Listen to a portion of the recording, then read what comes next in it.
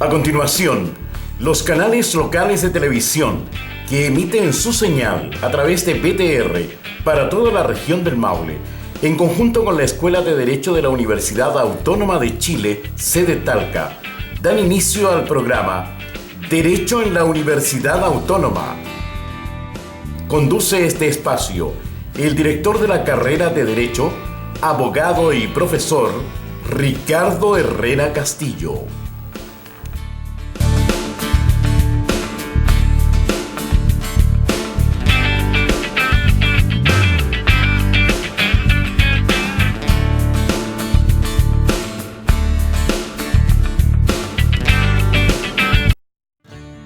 El camino que buscas para la vida que quieres.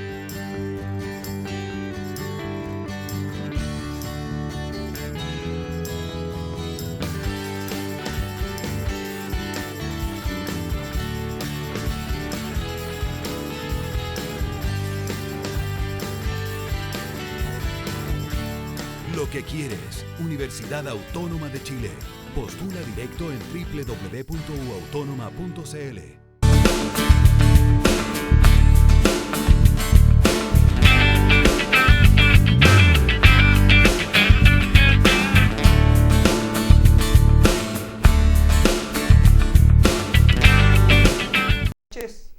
Bienvenidos a nuestro programa Derecho en la Universidad Autónoma. Nos encontramos después de 4 meses, ha sido una serie de programas y ya estamos cumpliendo 4 meses. Hoy día les comento que va a ser nuestro último programa de la primera temporada y posteriormente volveremos el próximo año con una segunda temporada. Para despedir este programa, tengo el agrado de contar con la presencia de un distinguido abogado de la ciudad de Talca, defensor público, don Carlos Oyarzún. Hola Carlos, muy buenas noches. Buenas noches, don Ricardo. Hoy día yo creo que hemos dejado un tema que es sumamente relevante y que son consultas reiteradas de los televidentes y de la ciudadanía en general, que se refiere en el tema penal, Carlos, a los derechos, tanto derechos de las víctimas como derechos de los imputados. Se ha criticado, se han hecho diversas observaciones al nuevo proceso penal, ¿ya? Y en este sentido yo me gustaría que le pudieras contar a los televidentes cuáles son los derechos que tienen las personas que son víctimas de un delito, de un hecho ilícito. Bueno, ciertamente los derechos que tienen las víctimas, en un primer lugar, tienen un grave problema, un problema de ejercicio de aquellos frente a tribunales. Nuestra Constitución, y esto inspirado en los pactos internacionales sobre derechos humanos, no les asegura ciertamente la asistencia jurídica gratuita para poder presentar sus alegaciones y presentar sus posturas frente a un tribunal que en definitiva tenga que decidir la suerte o el destino de una persona que está imputada por un delito. Normalmente la víctima tiene la intención de llevar hacia adelante su causa, ya sea para obtener una reparación concreta por el perjuicio que se le ha causado, si es que estamos hablando de un delito donde tenga que ver el dinero, un delito patrimonial, o obtener el mayor castigo posible para la persona que le ha causado daño a ella misma o a un familiar por un delito que tenga que ver contra la integridad de las personas, contra la vida o en definitiva contra la salud de la propia víctima. Al no existir este aseguramiento constitucional de la asistencia jurídica a esta víctima, entendemos que se hace un poco problemático que puedan realizar sus posturas frente a un tribunal en nuestro sistema, por lo menos. Pero Carlos, efectivamente no tienen un derecho a ser representados, pero en la práctica, ¿qué derecho? ¿Tienen derecho o no tienen derecho? ¿Qué pueden hacer y qué no pueden hacer? ¿Qué pueden hacer personalmente o qué pueden hacer representadas a través de un abogado? Lo cierto es que los derechos de las víctimas nacen desde el minuto en que ellos están facultados para presentar una denuncia y desde ahí en adelante ser de alguna forma ayudante o estar al lado de este organismo, de esta institución que representa a la sociedad completa, no a esta víctima en específico, que es el Ministerio Público. Ellos no solamente tienen la necesidad de oír a la víctima, que puede ser su principal testigo en un juicio, sino que además tienen la obligación de hacerlo, porque hay muchas instituciones que requieren, no solo por parte del tribunal, sino que además del propio Ministerio Público, que se escuche a la víctima cuáles son sus requerimientos para poder terminar el juicio por una salida alternativa, que puede consistir en una suspensión condicional, un acuerdo reparatorio o derechamente cuáles son sus aspiraciones en cuanto a una eventual condena. Por lo menos en delitos que son de una mayor connotación social, que son bastante más graves. Incluso la propia Corporación de Asistencia Judicial tiene ciertas instituciones, ciertos organismos, los centros de atención de víctimas de delitos violentos, que patrocinan ciertamente a las personas que han sido víctimas de estos ilícitos. Carlos, ¿y la persona cómo lo puede hacer para conocer el estado de la investigación? ¿Cómo puede tener acceso a la misma? ¿Qué debe hacer o a quién debe recurrir para poder saber? Tuvo la mala suerte de, por ejemplo, que le entraran a robar a su casa. Hizo la denuncia, pero ¿qué puede hacer para saber qué está pasando con su causa? Una vez ingresada la causa al sistema del Ministerio Público, se crea y se vincula con el RUT de la propia víctima, que es la que inicia este procedimiento. Y todas las fiscalías locales a lo largo de la región tienen no solo la posibilidad, sino que además entendemos de alguna forma la obligación de informar a las víctimas a requerimiento de este único dato. Este es su cédula de identidad. Se les va a entregar, según entendemos, un número además de la causa, que es el rol único de la causa, para que puedan, no solo en esa fiscalía, sino que en cualquier fiscalía a lo largo del país, poder consultar cuál es el estado de avance del procedimiento en el cual ellos están involucrados. ¿Pueden tener acceso a la carpeta de investigación? Es muy difícil que se les pueda dar acceso a la carpeta de investigación, porque en ella hay pruebas que el fiscal va a necesitar para seguir adelante con el procedimiento, y que al entrar en contacto con terceras personas pueden llegar a contaminarse o pueden, en definitiva, no ser útiles para el procedimiento. Por lo tanto, lo más probable es que un funcionario del Ministerio Público les explique cuál es el contenido de la carpeta, pero que no tengan, si no están representadas por un abogado, acceso material al contenido de la carpeta de investigación. Hay una situación que también es objeto de muchas consultas, y es el hecho de que en muchas oportunidades el Ministerio Público decide no continuar con la investigación. ¿Dentro de qué se enmarcan estas facultades del Ministerio Público y en qué caso puede darse esa situación? Lo cierto es que nuestro sistema no está desarrollado para que todas las causas lleguen a juicio. Si así fuera, para los jueces sería imposible mantener una tarea o mantener al día de alguna forma sus funciones. No solo sería imposible para el juez, sino que además para el Ministerio Público. Por lo tanto, la propia legislación le entrega al fiscal ciertas formas de colar de alguna forma, separar la paja del trigo y ver cuáles son las causas realmente importantes, las que requieren llevarse a juicio, y dejar sin tramitación algunas que no tienen una gran lesividad social y otras que derechamente el fiscal no está en condiciones de llevar a juicio porque no están los antecedentes suficientes para poder plantearlo como corresponde ante un tribunal. Y respecto a eso, ¿qué puede hacer la víctima si no está conforme, si ella quiere continuar con la investigación? Hoy día la legislación le permite o le da alguna herramienta legal para continuar él con la investigación.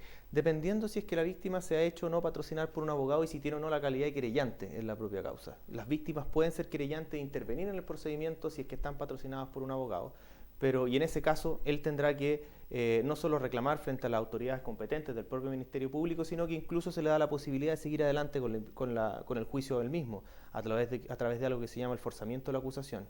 Pero en la mayoría de los casos donde no hay querellante y la víctima concurre por sí misma, entendemos que basta con reclamar a los organismos o a lo superior jerárquico del fiscal para que éste tome la decisión o ratifique o no la decisión del fiscal para seguir o no adelante con la causa. Todos tenemos un superior jerárquico y acá operan esos principios también. Bueno, vamos a hacer una pequeña pausa con nuestros auspiciadores y volvemos en unos instantes para seguir conversando sobre este tema y otros más con don Carlos Oyarzún.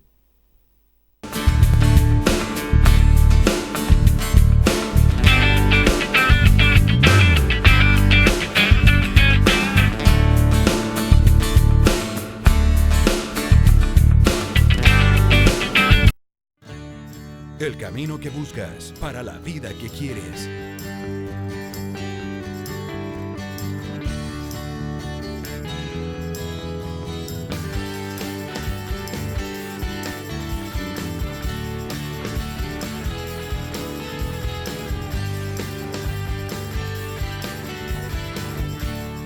que quieres, Universidad Autónoma de Chile. Postula directo en www.uautonoma.cl.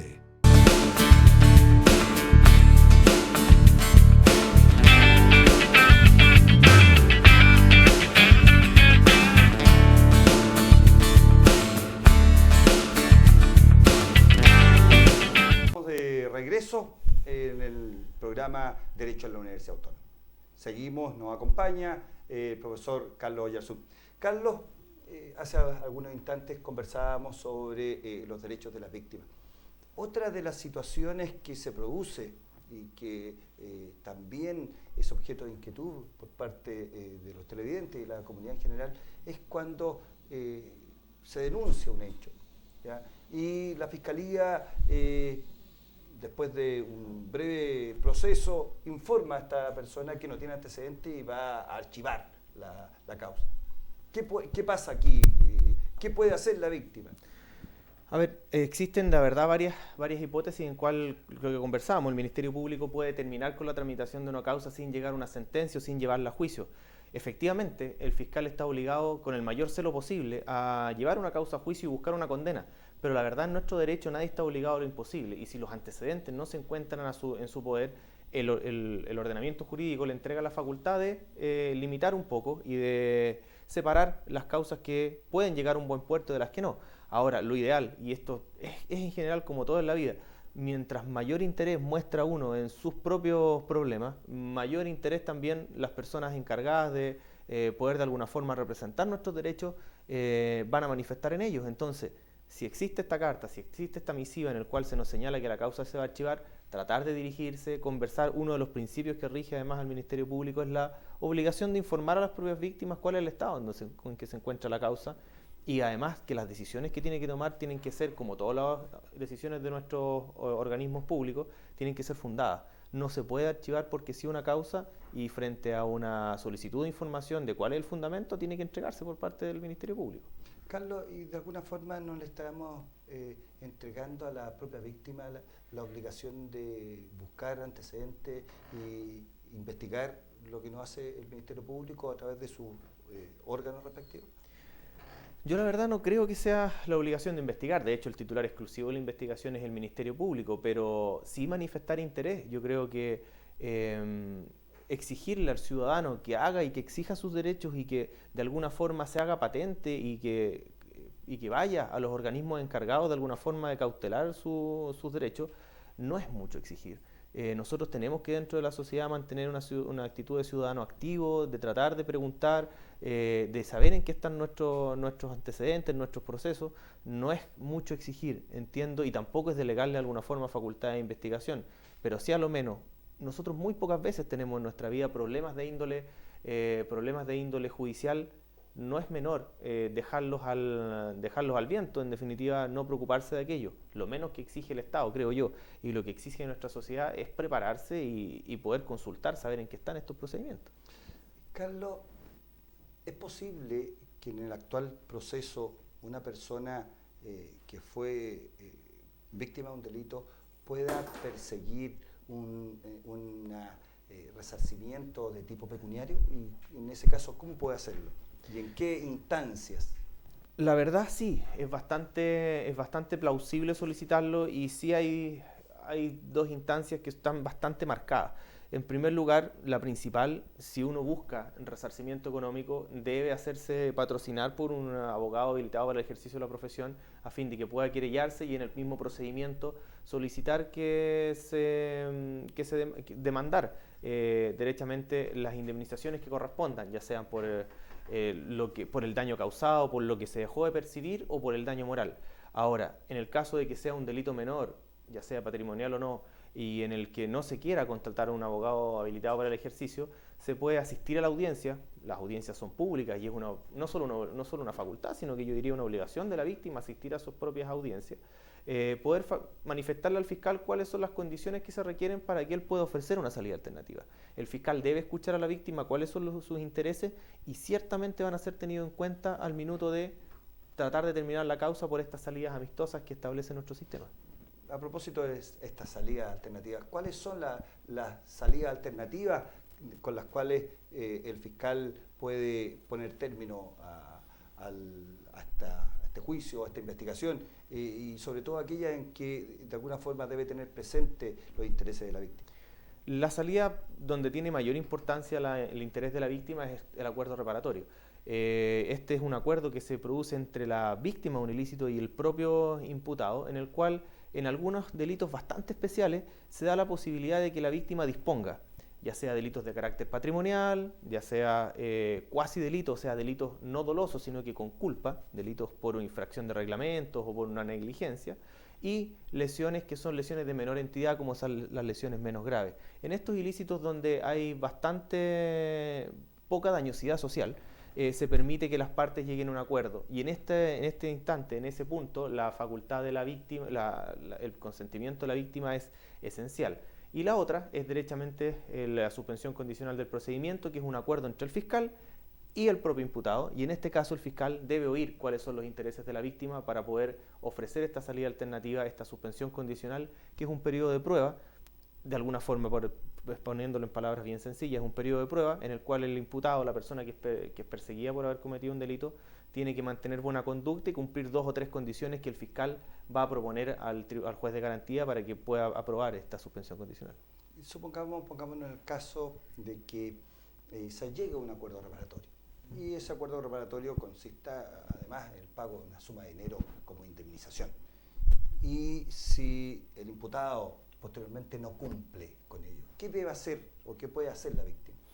Este fue un gran problema en nuestra legislación, porque antiguamente las causas se terminaban al minuto de haber un acuerdo y no había forma de exigir este cumplimiento. De hecho, se buscó mucho una fórmula para llegar a este punto. La legislación cambió y en definitiva la causa no se sobresee. Eso quiere decir que no termina hasta que el acuerdo reparatorio está cumplido.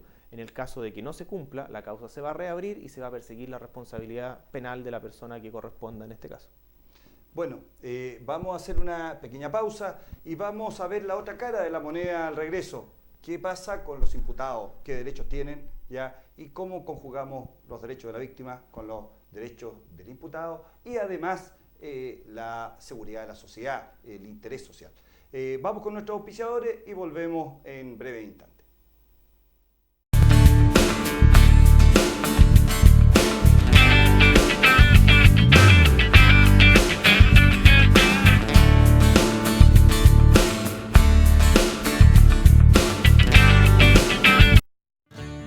El camino que buscas para la vida que quieres.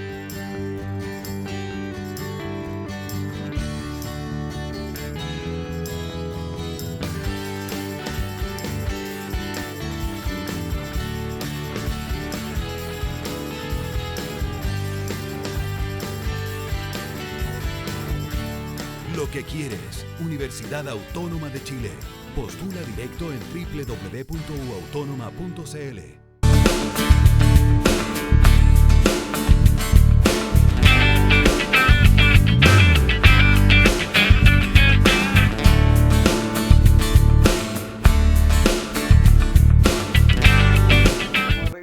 Seguimos conversando con el profesor Carlos Oyarzún.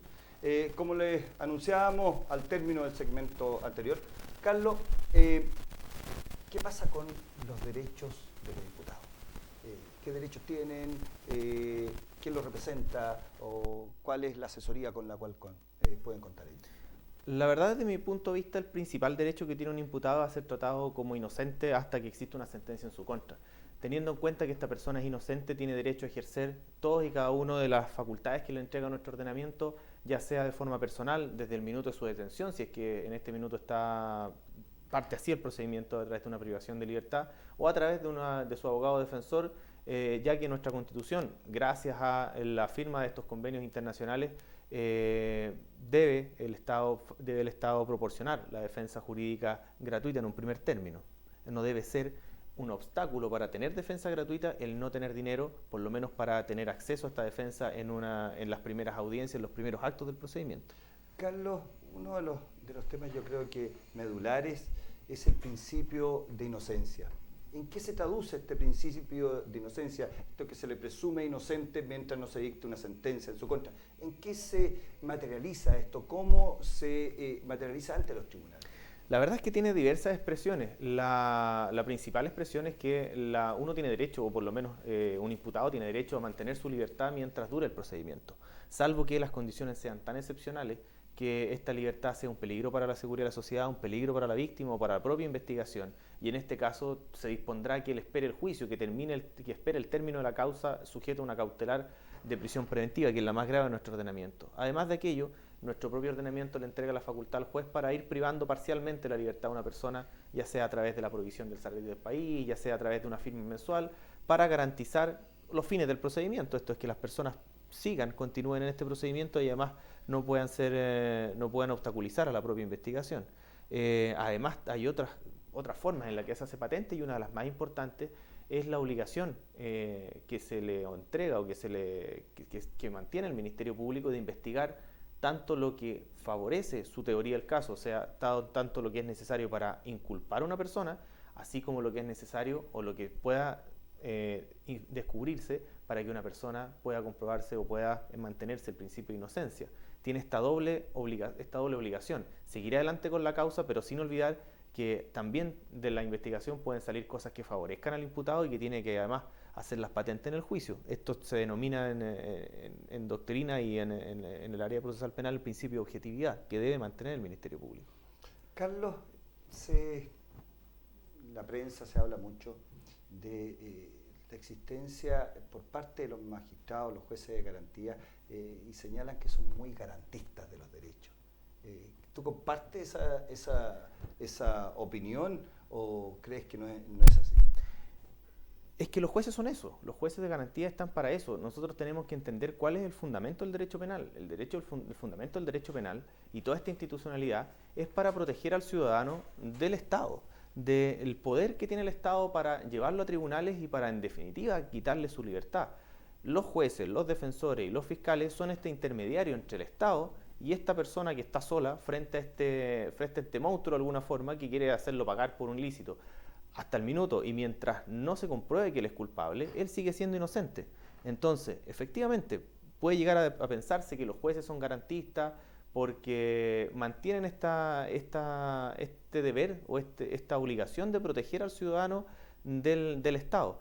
Entiendo que es su función, es lo que corresponde, es lo que tenemos que hacer todos y es uno de los fundamentos por el cual nosotros como ciudadanos nos organizamos en un Estado no para protegernos de los otros, sino que para protegernos nosotros mismos de esta gran máquina que hemos formado a la que denominamos Estado.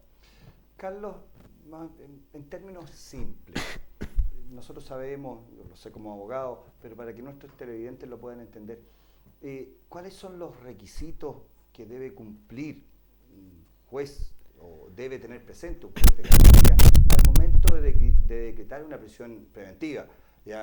Para privar de libertad a una persona a la cual todavía se le presume inocente y en consecuencia no tiene una sentencia condenatoria. ¿Cuáles son los requisitos para ver eso? Porque yo creo que ahí está mucho el tema de la discusión, si se es garantista, si no se es garantista, cómo se resguardan los derechos del imputado en ese momento, en esa etapa.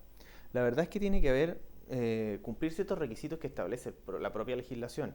Tienen que haber antecedentes de que se cometió un delito, o sea, en definitiva que el delito existió, que la persona que está siendo imputada participó en ese ilícito, y estos antecedentes tienen que ser de alguna forma tan graves que nos lleven a pensar o a presumir fundadamente que esta participación fue de esta forma, y que además el delito revista una gravedad que sea lo suficientemente alta para entender que la persona es un peligro para la seguridad de la sociedad, para la seguridad de la propia víctima, o para la seguridad de la investigación, o sea, para el desarrollo de la investigación. Y para eso el legislador además nos entrega ciertos parámetros, si hay o no hay, si se actúa o no en pandilla, si tiene o no sentencias anteriores, si está cumpliendo o no otras medidas cautelares. Hay bastantes parámetros que el propio legislador nos entrega para saber cuándo nos encontramos una persona que es peligrosa para el resto de la sociedad, para la investigación o para la propia víctima. Bueno, tenemos que agradecer al profesor Carlos Oyarzún. Yo creo que ha sido un programa muy esclarecedor respecto a los derechos de las víctimas y también de los imputados. Hemos llegado al final de 4 meses de programa. 4 meses que la verdad me ha tocado dirigir el programa, conducirlo. Ha sido un agrado de verdad estos 4 meses. Una experiencia muy buena, muy grata, distinta. Pero el tiempo ha pasado y tenemos que poner fin a esta primera etapa de este programa. Yo los quiero invitar al próximo año a que nos juntemos, a que sigamos conversando sobre temas de derecho, sigamos interiorizándonos de los derechos que tenemos los ciudadanos, los derechos que tienen ustedes, cada uno de los televidentes. Sin perjuicio de eso, y antes de despedirme, quiero señalarles que los diversos programas que hemos realizado hasta la fecha se encuentran a su disposición en la web, específicamente en www.canal2enbtrlinares.com, al cual pueden tener acceso en cualquier momento. Cualquier duda de esos programas pueden consultarnos. Los invito a consultarnos y, si Dios quiere, nos vemos el próximo año en una nueva serie de programas de Derecho en la Universidad Autónoma. Muchas gracias. Hasta luego.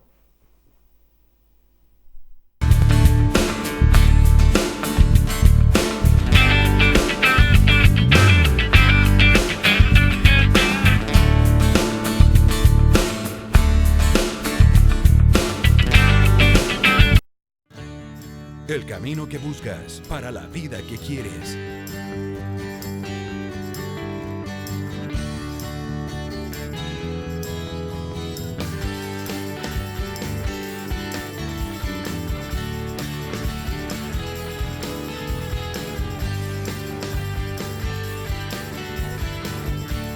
Lo que quieres, Universidad Autónoma de Chile. Postula directo en www.uautonoma.cl.